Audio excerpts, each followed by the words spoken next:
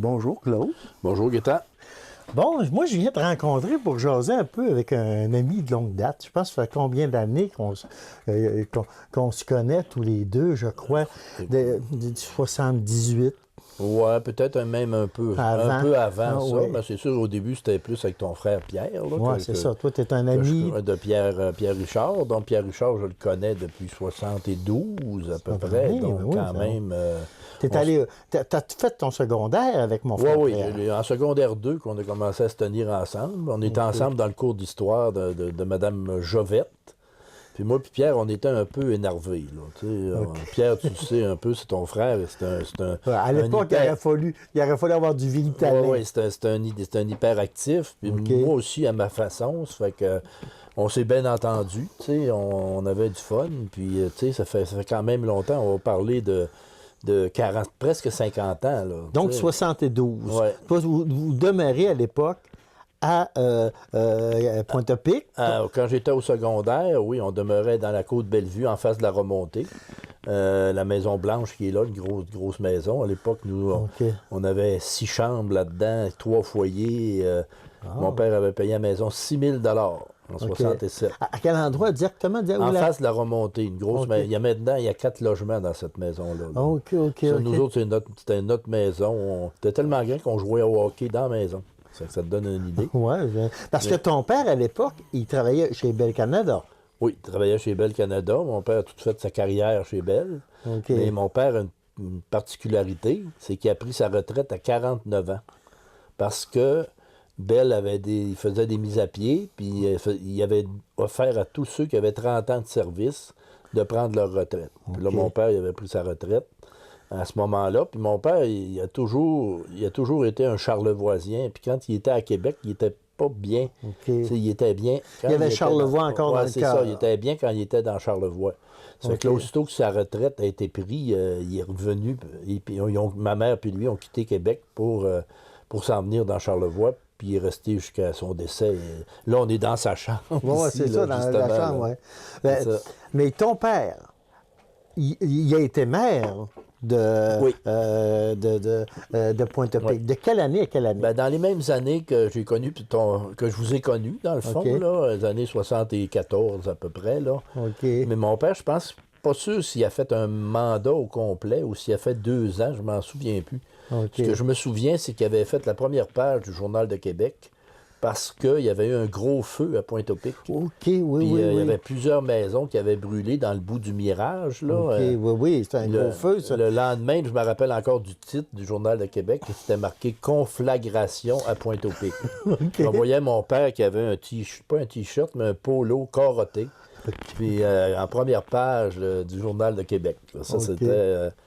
Puis c'est ça, moi, mon père, à ce moment-là, comme il était maire et tout ça, ça m'a donné un peu le goût de l'implication et tout ça. Il y avait les Lions aussi. Mon père, en 67, a fait partie des fondateurs du Club Lion à l'époque. Puis il y avait à l'époque, en 67, il y avait des soupers père-fils à les Lions. Puis c'était au Castel de la Mer, ces soupers-là. Fait que je me souviens de ça, de ces souvenirs-là. Puis il y avait d'autres, comme Pierre Paul Savard était là, dans les fondateurs, Jean-Guy Alain à l'époque et tout ça. C'est tous des gens qui ont été connus dans la région. Là. Donc ton père était très impliqué. Il se trouvait être, en fin de compte, le fils qui était aussi quelqu'un qui était bien connu dans la région parce qu'il était taxi. Oui, mon grand-père, Gérard Harvey. Oui, chez Gérard. Oui, grand-papa. Il n'a pas toujours été taxi. Avant, il a travaillé chez La Liberté. Les gens de Pointe-à-Pic vont peut-être s'en rappeler. C'est où est située la Bohème aujourd'hui. C'était une quincaillerie dans le temps. Puis c'était monsieur Henri La Liberté qui était propriétaire de ça. Puis mon grand-père, il chauffait il était livreur. Là. Il y avait le camion, puis il livrait en camion. Puis là, à un moment donné, je pense que ça a arrêté, la quincaillerie. Puis là, il a changé de métier pour devenir chauffeur de taxi. Puis là, il y avait bien des c'était quelque chose, c'était du 24 heures sur 24. Avec le manoir aussi, puis avec les Américains. Il a été chauffeur pour Walt Disney à un moment donné, parce que quand Walt Disney est venu tourner Big Red ici, dans Charlevoix, Il a travaillé sur le film Big Red.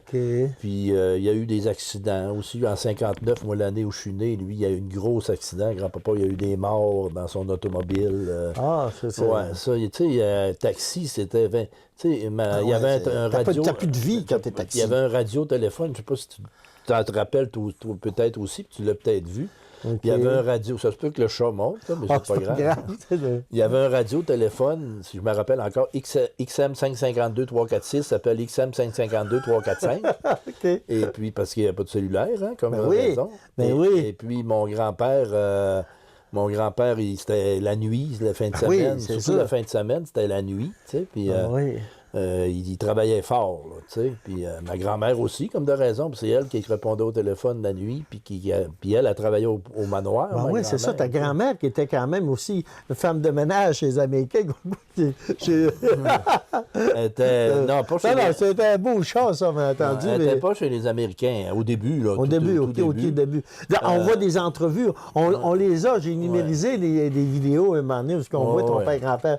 C'était des gens bien appréciés à Pointe-à-Pitre, comme ta grand-mère qui faisait partie ma grand-mère était pas mal sociable. Ah oui, club d'genre. Elle était de party, si on peut dire, mais pas de party pour la boisson puis tout ça, mais elle voulait toujours qu'on reste plus longtemps. Tu sais. Elle disait fumer. Oui. Moi, en tant que... à l'époque, je me suis toujours senti chez vous, quand j'arrivais chez vous. C'est des gens très accueillants, autant ta mère aussi. Ben oui. Ta mère qui est une Bouchard, je crois. Bouchard, mon grand-père Lucien, qui avait l'hôtel à Clermont, où est le Irving aujourd'hui. OK, c'est ça. Mon grand-père a eu 14 enfants, dont 2 femmes. Sa première femme, Léda Villeneuve. Son nom, son grand-père, c'était? Lucien Bouchard. Ma grand-mère propre à moi, Léda Villeneuve, est morte à 28 ans d'un cancer du sein, mais je ne l'ai pas connue. OK. C'était les Villeneuve de Pointe-au-Pic. Après ça, mon grand-père a marié Gertrude Godreau de Clermont. La famille Armand, Godreau Transport, Armand Godreau, Benoît Godreau, tout ça. Et puis, l'hôtel Godreau. L'hôtel Godreau, c'était mon grand-père. C'était mon grand-père. Et puis, en 66, il a fait une crise de cœur, puis il travaillait au moulin en même temps aussi. Il a fait une crise de cœur, puis là, il a décidé qu'il s'en allait à Québec avec toutes les 14 enfants. Là, il y avait une couple qui était 14 enfants, c'est un moyen de déménagement, ça? Une couple qui était partie de la maison, là, les plus vieux, là, parce que ma mère, elle faisait partie de la première famille, il était 5 enfants. Il y a eu différents enfants avec 2 femmes. 2 femmes. Il y en a eu 5 avec Léda Villeneuve. Il y en a eu 9 avec Gertrude Godreau. Mais ça, mais ça n'a jamais été... il n'y a jamais eu de différence entre des demi-frères, des demi-sœurs. Ça n'existait pas. C'était des frères. C'est encore de même aujourd'hui. C'est une des familles les plus unies que j'ai jamais vues de ma vie. Oui. Puis il y a des gens aussi, quand on les rencontre. Moi, je ne suis qu'un ami de la famille, mais je me sentais, quand je les rencontre... tu connais mes tantes, mes oncles. C'est ça. Parce qu'on est comme un peu, nous autres, liés familialement. Pourquoi? Parce que quand moi, je suis allé à l'école, à Québec, ben là, c'est là que j'ai connu ton frère Michel. Et quand j'allais chez vous, des fois, quand on est étudiant, on n'a pas grand-chose à manger dans le frigidaire. Ben, j'allais faire un tour chez M. et Mme Harvey et j'étais accueilli à la table comme un de leurs fils. Ça, je tiens à remercier ton père pour ça, puis ta mère. Parce que j'étais... Moi, j'étais pas là, moi, à ce moment-là. C'est ça. Moi, j'étais ici. J'étais revenu dans la région, tu sais, dans ce temps-là. Et c'est ça. Donc, les Bouchards, en 66, ils ont déménagé. Ils sont installés coin 22e rue, 4e avenue à Limoilou. À Limoilou, OK. Dans la paroisse Saint-Paul-Apôtre. Puis là, c'est devenu comme une deuxième maison pour nous autres aussi. Tu sais, on y allait souvent voir nos oncles, nos tantes. Puis juste dire que mon arrière-grand-père, Lucien, le père de mon grand-père, lui, il était boulanger dans ce qui est l'Allegro aujourd'hui. Il s'appelait, je pense, c'est Arthur Villeneuve, là, je suis pas mal sûr que c'était... L'Allegro, mais c'était... À Pointe-au-Pic. Mais c'est pas un hôtel... L'Allegro, c'est pas l'ancien hôtel de ville? L'ancien hôtel de ville, mais avant ça, c'est l'ancienne boulangerie à mon arrière-grand-père. Ah, c'est ça, j'apprends, moi, en faisant mes rencontres. Puis tu sais, quand dans Charlevoix, on a un père et une mère, mais là, ça fait 4 familles différentes, là, quand tu regardes ça. Parce que ma mère, Bouchard, son père Bouchard, Bouchard, sa mère Villeneuve. Puis là, quand je vais du côté de ma grand-mère, son père, c'est Gonzague Bergeron, qui reste dans la Côte-Bellevue. Puis sa mère, c'est Olivine Duchesne. Donc, Duchesne-Bergeron, ça vient de Saint-Hilarion. Ils sont partis de Saint-Hilarion pour s'installer à Terrebonne en premier. Puis là, ben, ils ont fait des descendants dans la Côte-Bellevue. Tu sais, le fait qu'il est installé dans la Côte-Bellevue, ça vient de cette époque-là. Oui, ça vient du peuplement de Charlevoix. Puis, c'est-tu ton grand-père qui avait construit la maison? Oui, je pense que oui. C'était une petite maison d'ouvriers, on va dire ça comme ça. Tu sais, c'était pas des maisons très luxueuses. Puis c'est aussi la partie de la Côte-Bellevue qui avait été épargnée par le feu, parce qu'il y a eu un feu. Oui, mais il n'y a pas... Le feu n'a pas brûlé la Côte-Bellevue. Le feu a brûlé en arrière des maisons. OK. La Montagne-Crest. Oui, Montagne-Crest a passé au feu. C'est en 67 aussi. 67, ça. OK. Puis nous autres, je me rappelle, on arrosait les arbres en arrière de la maison. Mais ce feu-là, effectivement, ça a été une grosse affaire, mais ça n'a pas touché aux maisons de la Côte-de-Bellevue. OK. Puis moi, c'est ça. Puis cette maison-là, moi, aujourd'hui, je suis comme... je rêverais de la racheter. J'ai tellement vécu. Ouais, ils l'ont vendu à... ça a été revendu 7-8 fois, je pense. 7 fois, OK. Parce qu'il y avait des problèmes un peu de refoulement d'égouts, des affaires comme ça. C'est une vieille maison, là. Ouais, c'est ça. Mais moi, je rêve de la racheter un jour, parce que c'est comme une nostalgie. J'ai tellement vécu des beaux moments dans cette maison-là, je veux dire, pendant des années et des années. Oui. Et ça a joué aux cartes dans cette maison-là. Oui, mais pas à l'argent. Ben, pas beaucoup à l'argent, mais un peu. Non, on jouait aux dés, on jouait aux cartes. Ma grand-mère, ma mère aussi. Le 1000 au dés, là, on a joué. Puis on jouait au Boggle aussi, tu fais des mots. Puis, tu sais, dans ce temps-là, il n'y avait pas d'ordinateur. Hein, les ordinateurs sont arrivés de bonne heure à cause de Pierre puis de toi. Là, on a commencé. On va en venir, là. Parce que nous, on a une histoire un peu commune. Tous les deux, on a été des artisans dès le départ de la télévision communautaire. Plus toi que moi. Ouais, moi, au début, si on revient au premier contact que j'ai eu, moi, avec TVCVM et avec la télévision communautaire, c'est même avant Jean Tremblay. En 1974, moi j'ai 14 ans. Jean-Pierre Tremblay. Là, il y avait aussi un monsieur... moi, j'ai eu un cours d'initiation à l'audiovisuel à l'époque qui était à la Polyvalente. Et là, vu que la télévision communautaire ouvrait ses portes, on est en 1974, on avait eu des équipements de la télévision communautaire à l'intérieur de notre cours. Et donc, à ce moment-là, moi, dès 1974, j'ai commencé à être bénévole. À l'époque, il n'y a pas de cassette. À l'époque, c'est des gros rouleaux. Des rouleaux, des bobines. J'ai appris dans ce cours-là. Il y avait André Dufour qui venait de Petit-Saint-François. En tout cas, il y avait quelques... il y avait un nommé Martin aussi. Oui, je ne sais plus son prénom. Là, ça remonte à loin. Fait que là, moi, j'ai la piqûre à ce moment-là. J'ai 14 ans. Et les caméras, la télévision, on était mystifiés à l'époque pour la télévision. C'était du noir et blanc, là. Ben oui, on était en noir et blanc, là. Ben oui. Et donc, moi, je commence mon bénévolat à TV communautaire en 1974. Je me rappelle d'avoir été même filmé avec Jean-Yves Bellé dans des rangs, à plein de places. Et moi, j'étais un de ceux qui avaient décidé de faire des vidéos à la Polyvalente. Les premiers, avant Infopoly. Et j'étais, à l'époque, j'avais un ami qui venait de la Côte-Bellevue. On ne se connaissait pas à l'époque. Il y avait Christian Thibault. Puis moi, il y avait aussi Germain Bellé. Et son frère, comment il s'appelle? Mario. Puis Germain Bellé, ça faisait partie de notre... On faisait des sketchs à Polyvalente. Donc, moi, j'ai fait des émissions en télévision communautaire là. Et à l'époque, je ne sais pas si tu te rappelles, il y avait Gaston-Pierre Audy, qui était un chevalier de colon. Moi, j'étais un jeune orphelin. OK. Et lui, il restait chez nous. Puis moi, je l'avais convaincu. J'avais convaincu de ressortir sa vieille accordéon parce qu'il jouait d'accordéon. Puis moi, ça m'a mystifié. Il y avait ça dans une valise. Il a commencé à chanter un peu avec ma mère. Puis, on avait fait des émissions de télévision où je le filmais. Puis je me rappelle, on avait été à la Pinsonnière à l'époque. OK. Ça venait, M. Autier venait de l'acheter. C'était encore une maison privée. Je suis même pas sûr que l'auberge existait, ça. Mais on avait fait ça dans le sous-sol avec les gros magnétoscopes à l'époque.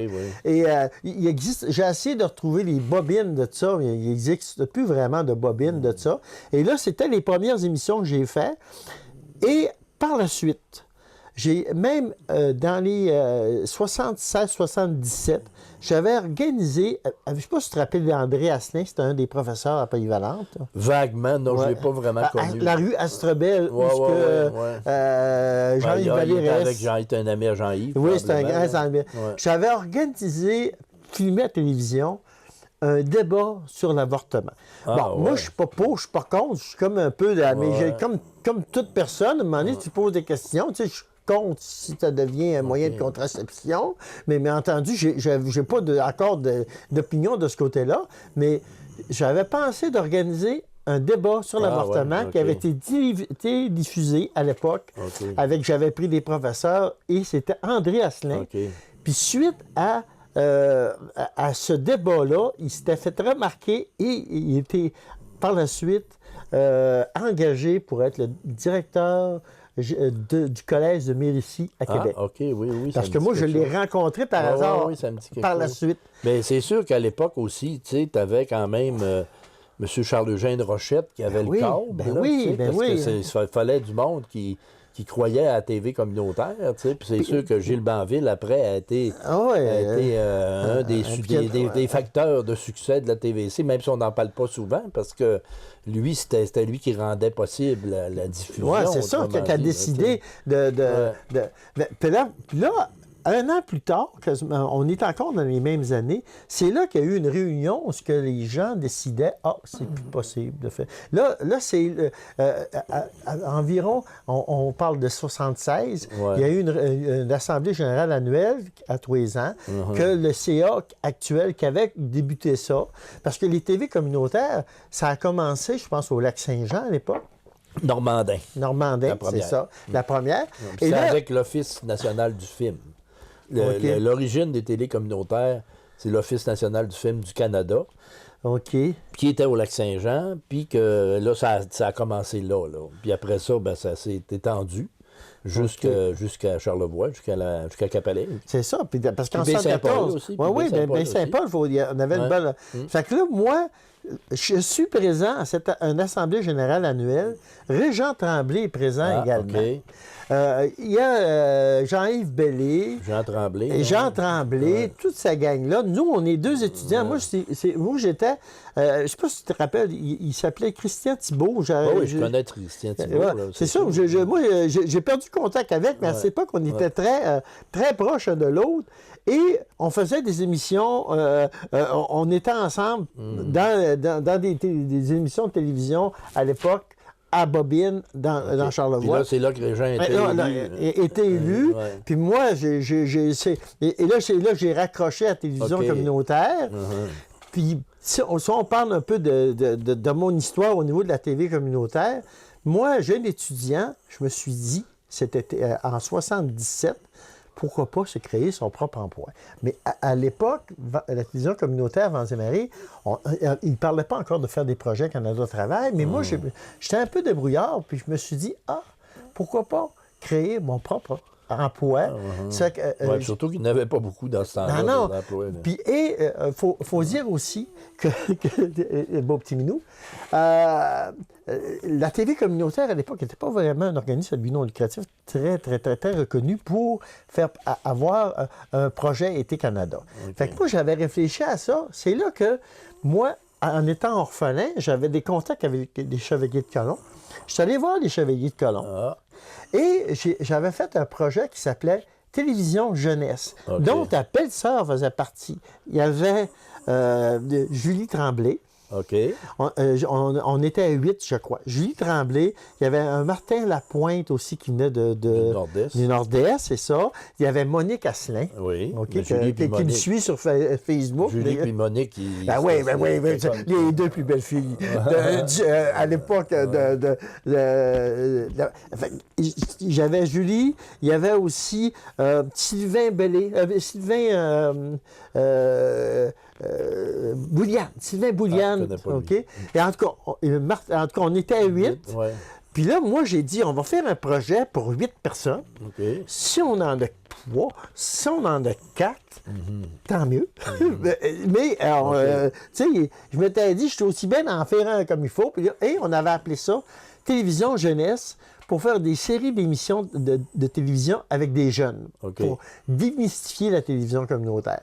Fait en 78, totalement accepté, on est 8 à travailler là-dessus. OK. Oh. Premier projet, parrainé pas par la TV communautaire, par les Chevaliers de Colomb. Moi, je me trouve en 78 être directeur et mon plus gros problème, c'est qu'il fallait que je marque à tous les jours ce que le monde faisait. Okay. Mais on était 8 pour faire quelques émissions. À l'époque, on ne faisait pas de montage, c'était des plans séquences. Oui. Puis c'était mais c'était le premier contact des Chevaliers de Colomb avec la télévision communautaire qui a eu une histoire par la suite. Par la suite, oui. Puis moi, jeune technicien aussi, parce qu'on fait une entrevue un peu ensemble. Jeune technicien, je ne sais pas si tu te rappelles, je réparais n'importe quoi. OK. J'avais un atelier là-bas. Puis t'étais où, là? T'étais où, le TVC? À TVC, c'était à Place L'Aiglon, mais au deuxième étage. Oui, OK. Où il y avait la roue de message. Exactement. C'est là qu'à un moment donné, on va arriver où la soirée où ce que moi, je décide d'aller faire de la musique, que je convainc Pierre de venir avec moi faire de la musique parce que ça s'appelait Pluie FM dans le temps. Oui. On faisait de la musique. Pluie VM. Pluie VM. Pas Pluie FM, VM, OK, oui. Pluie VM. Ouais. Et, puis, je ne sais pas si tu te rappelles, il y avait une switch. C'est moi qui avais fait à l'époque avec les bénévoles, pas la TV communautaire, vu que, je ne sais pas si tu te rappelles, quand j'étais jeune, j'étais bricoleur en pas mal. Ouais. OK? Tu t'en rappelles, j'avais même fait moi-même une machine à boules par. Oui. Électronique à part de ça. Ben oui, je me souviens de ça. Alors que les machines étaient toutes mécaniques, la mienne était électronique, mais en tout cas. Fait que je soudais, puis j'avais soudé moi-même le premier mixeur de la TV communautaire. D'ailleurs, quand on voit le spécial Jean-Yves Bellé au centre d'achat, on entend clic et là, l'image change. Ah oui, c'était comme un gros bouton noir. C'était des anciens boutons de téléphone que j'avais pris. Oui. J'avais tout mis ça dans j'ai une photo, j'ai une valeur. Et donc, à ce moment-là, donc, moi, je réparais, puis c'est là que j'ai commencé avant d'aller au cégep. Mais là, il faut parler un peu de la roue de message. Ah oui, la roue de message. Et le fameux soir où ce que j'ai dit à Pierre, j'ai dit, ça serait le fun. Là, il me parle de toi. Il me parle aussi de Mario. Je ne sais pas si Pim était là. Je ne sais pas si Paul était là. Paul était arrivé. Il était arrivé. Justement, il faut voir, je l'interview, Paul un peu aussi. On parle de Paul Lefrançois. Paul Lefrançois, oui. Parce que là, ça, c'est vraiment... À ma souvenance, la première fois que je vous ai vu, toi, Mario... Après ça, on faisait une émission on avait commencé à faire une émission le dimanche après-midi. OK. De radio-TV, dans le fond, là, où on filmait les pochettes de disques. Puis on mettait toi, avec ton mixeur, on mettait des effets dans les pochettes, on mettait notre face en pochette, de faire comme ça.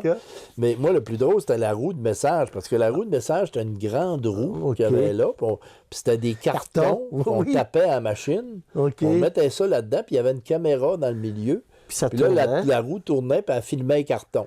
Puis là, tu faisais ça comme ça. Puis là, c'était tout, je sais pas moi, souper spaghetti des Chevaliers de Colomb. C'était le premier télédac. Oui, avant le télédac, qu'on appelle après, qui sera le premier ordinateur.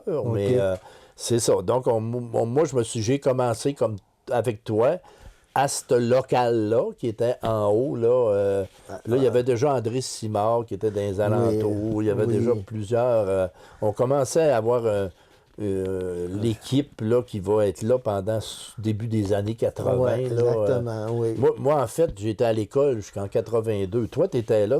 tout ce que tu racontes, là, moi, j'étais à l'école à Québec pendant ce temps-là. Exactement, j'ai pas de souvenir beaucoup de ça. Par contre, à partir de 82, là, moi, c'est là que j'ai embarqué dans C'est ça, parce que là, moi, c'est là que je t'ai rendu à Québec, moi, pour aller à l'école. Oui, c'est ça. Puis, donc, à ce moment-là, mais moi, j'avais gardé le contact avec la TV communautaire parce que je faisais partie de la TV. On était là les fins de semaine, pareil. Oui, on était là les fins de semaine, tu sais, ça fait que...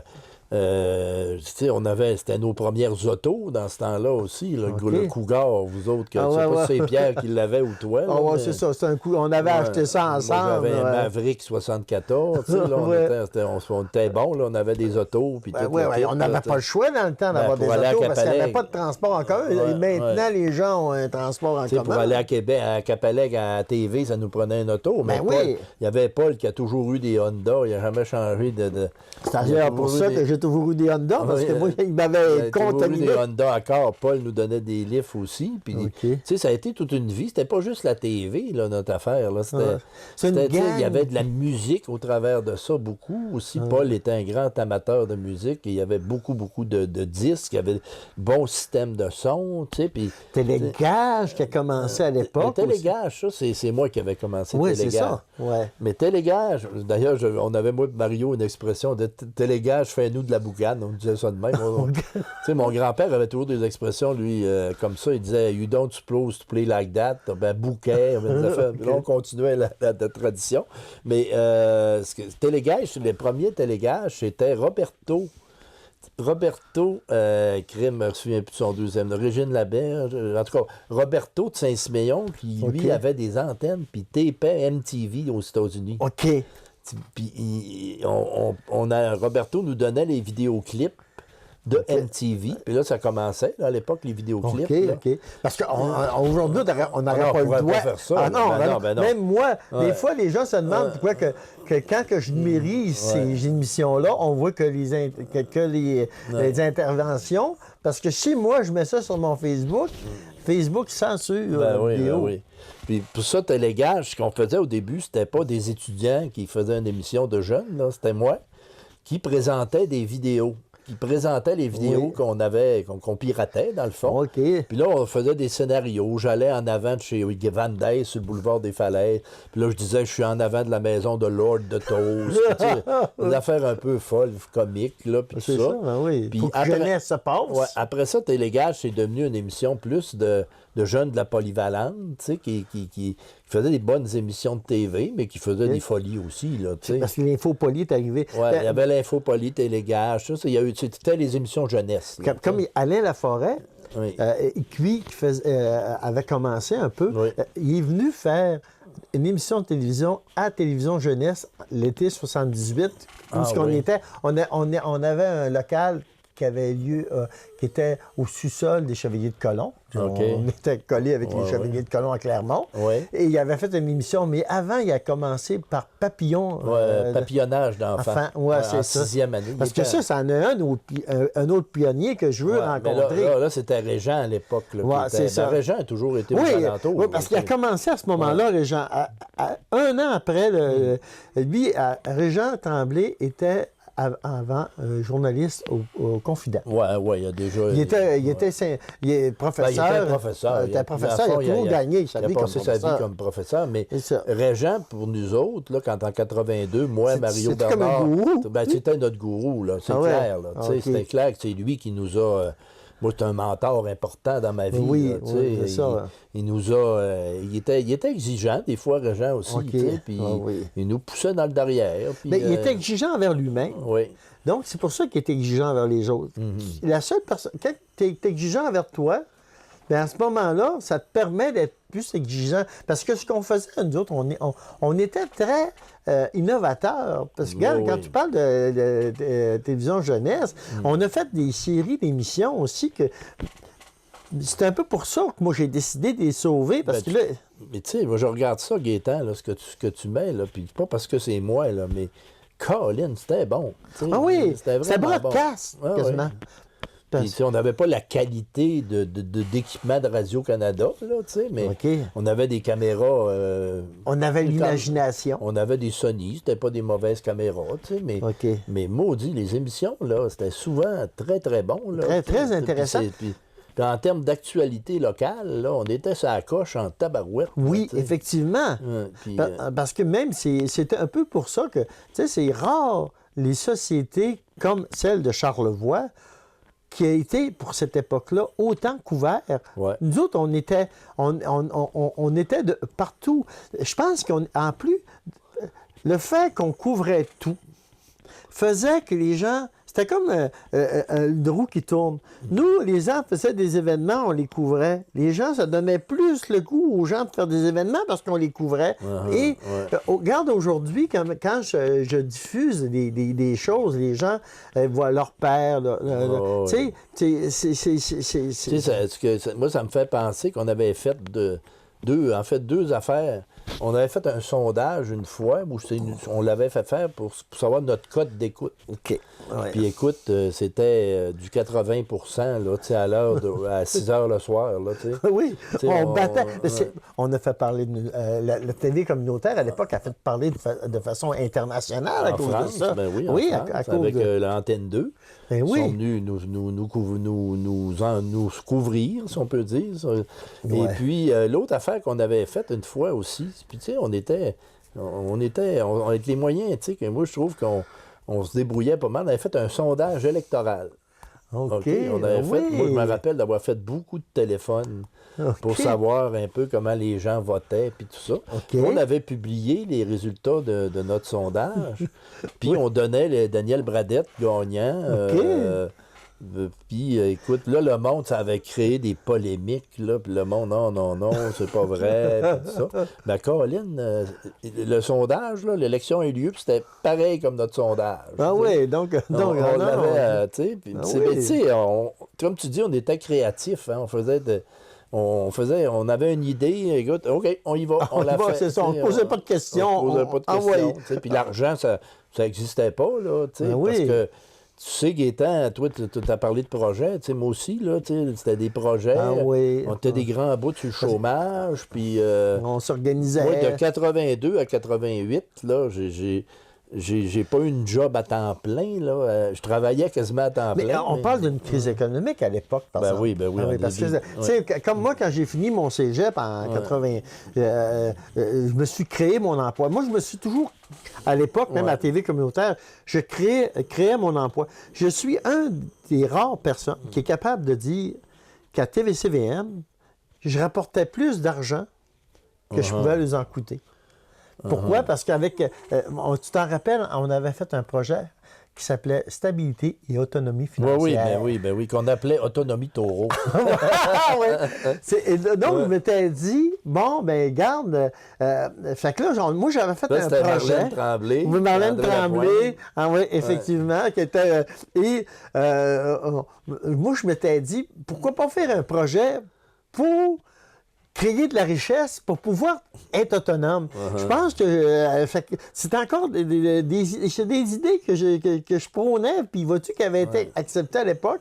Et là, à ce moment-là, la TV communautaire, je pense qu'on était encore parrainé par les Chevaliers de Colomb. Ce projet-là avait été parrainé encore par les Chevaliers de Colomb. Je ne sais pas, je m'en souviens plus. Après ça, les Chevaliers de Colomb ont été très impliqués au niveau du Téléthon.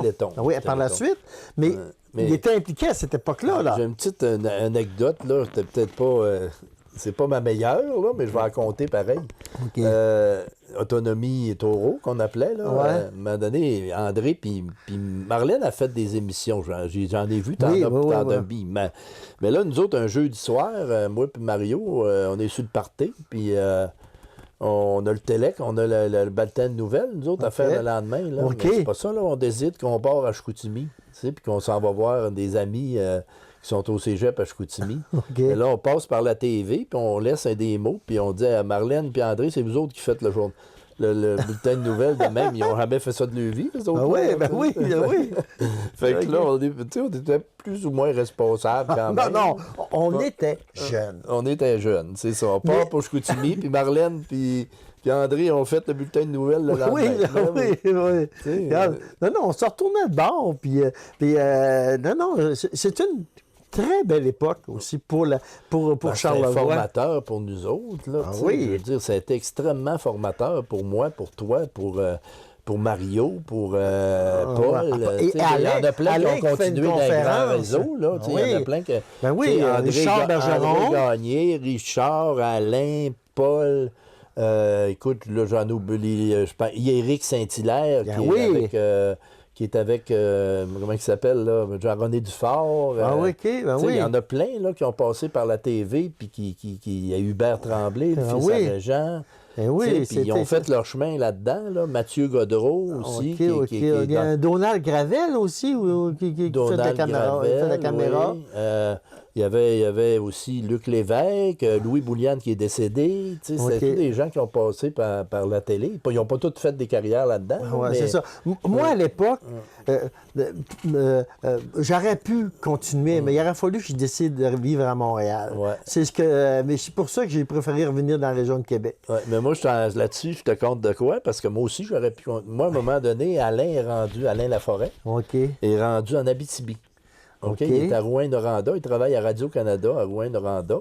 Puis il y a Yves Desbiens qui est là aussi, mais lui, Yves, il a fait de la TV. Yves Desbiens aussi. Et là, il travaille pour Hydro-Québec. Il y a Mario qui a été en Abitibi aussi. Mais là, je monte voir Mario puis Alain, moi. Puis là, je vais voir Alain, puis il m'amène à sa station de TV, puis il me fait passer un screen test. Moi, je connais pas ça. Il me fait lire un bulletin de nouvelles. Je m'assis, je lis le bulletin de nouvelles. Puis là, je repars. Je reviens à Malbaie. Là, je reçois un téléphone. Le boss à Alain, qui s'appelait O'Neill Marcotte, il dit « Je t'engage comme lecteur de nouvelles à Rouyn-Noranda. Radio-Canada, Rouyn-Noranda. » Fait que là, Lisa travaillait à l'hôpital, tout ça. Puis Rouyn-Noranda, j'avais pas trouvé ça comme la plus belle ville au monde, là, mettons. C'est pas à côté.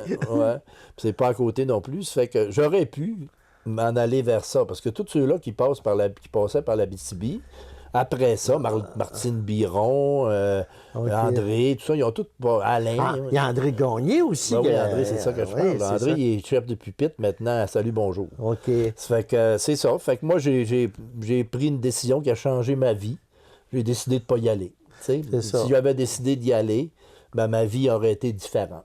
C'est ça. Comme moi, quand je suis arrivé à Montréal, je travaillais pour le RTCL, pour un réseau de TV local. Puis Marie Laberge m'avait offert de travailler là, mais j'ai préféré revenir aussi dans la région de Québec parce qu'à Montréal, j'avais moins aimé. Mais la vie nous amène où ce qu'on est. Puis là, aujourd'hui, on parle de la télévision communautaire. Moi, j'ai fait quand même une carrière de vendeur. Mais moi, mon père m'a profondément influencé, on va dire ça comme ça. L'amour de Charlevoix. C'est ça. Moi, quand j'étais à Québec, tout ce que j'avais dans ma tête, c'était de revenir dans Charlevoix. On peut sortir de Charlevoix, mais on ne sort pas Charlevoix. C'est ça. Moi, j'ai habité ailleurs. J'ai été à la Pocatière 8 ans. J'ai adoré ça. Mais ma Charlevoix, c'est mes racines, c'est mon ADN. Puis à l'époque, quand j'étais jeune, je ne pouvais pas imaginer que j'allais travailler ailleurs que dans Charlevoix. Puis la TV communautaire a été le tremplin. On va appeler ça comme ça, parce que je me suis fait connaître, veux pas. Oui. Tout le monde m'appelait Mario, souvent. Là, il me mêlait Mario puis moi. Mais tu sais, après 6 ans, moi, à TV communautaire, là... J'avais commencé à avoir une famille puis tout ça. Je voulais avoir un emploi plus stable. Fait que là, j'ai fait d'autres choses. Là, il y a eu Cégep. Mais si on vient... Cégep, c'est bien après ça. Oui, c'est ça. Mais ça, on va revenir peut-être au début de la TV communautaire. Tu t'en rappelles? Moi, il y a quelque chose qui fait que qui m'a donné la mission de sauver ces images-là, c'est quand Antenne 2 était venue la première fois. Avec Martine Moléon. Qui est décédée. Qui est décédée, oui, c'est ça. Elle a un cancer. Mais là, on descend l'escalier, puis là, moi, je lui dis, je lui montre le mur de... On avait le long de un mur de cassette. Oui. Parce que c'était toutes les archives. Puis moi, à l'époque, j'étais un de ceux qui disaient on garde tout. Surtout en nous, on faisait ça en bêta. Les cassettes étaient moins chères que de faire ça en 3/4 de pouce. Puis tout ça. Fait que je dis, on gardait trace de tout ce qu'on faisait. Fait que moi, j'avais dit aux gens d'Antenne 2 à l'époque, quand on descendait l'escalier, ça, c'est notre banque d'images. D'un jour, les historiens du futur pourront jouer là-dedans, puis tout ça. Et il y aura toujours des machines ou des équipements pour relire ces cassettes-là. Et je pensais pas que je parlais de moi. Ben oui, tu prédisais l'avenir. Oui, je prédisais l'avenir. Parce qu'aujourd'hui, moi, pourquoi j'ai décidé de sauver cette banque d'images-là? Quoi qu'elle était dans des voies. C'est pas juste une banque d'images, c'est une banque de je veux dire, il y a de leçons. La mémoire vivante. Ben oui, c'est de la mémoire. Là, vivante. Puis, c'était le temps qu'on les numérise. Parce que il faut pas oublier que la plupart des appareils, surtout un bêta 1, ça s'en va dans les circuits aériens.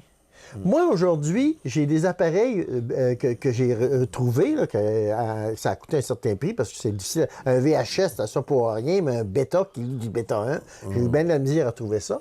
Mais j'ai un atelier à Québec qui est capable de les réparer parce que vu qu'ils roulent en masse, on s'entend que des fois, ils ont besoin d'entretien. J'ai une place qui le fait. OK. Mais dans 10 ans, là, ces gens-là, ces techniciens-là, ils n'auraient pas été là. Non, c'est sûr. Fait que là, je pense que c'était le bon temps pour les numériser. Puis c'est sûr que je numérise des choses, des fois, moins agréables à voir. Parce que, on s'entend que dans Charlevoix, c'est pas une des belles affaires qui s'est passé. Mais c'est de l'histoire, là. C'est de l'histoire. C'est du passé, quand même. C'est du passé. Mais c'est important de s'en souvenir. Oui. Tu sais, tu parles de ça hier. Moi, je fais partie du centre d'archives de Charlevoix. Que je remercie parce que c'est grâce à eux qu'on a accès à cette hier, banque-là. On jasait, puis il me disait qu'il y a quelqu'un qui est venu porter des archives sur un support qu'ils ne savent pas. Personne ne sait c'est quoi. Okay. Je veux dire, puis ils n'ont aucun rien pour le lire. Ils ne savent même pas c'est quel type de support. Ça fait que ça, c'est des archives, mais c'est comme perdu parce que c'est ça. Il n'y a pas personne qui. Peut-être tu pourrais trouver c'est quoi, là, mais d'autres, ils ne savent pas du tout. Là. C'est une cassette? Je n'ai pas les détails, là, mais c'est un support quelconque, en tout cas.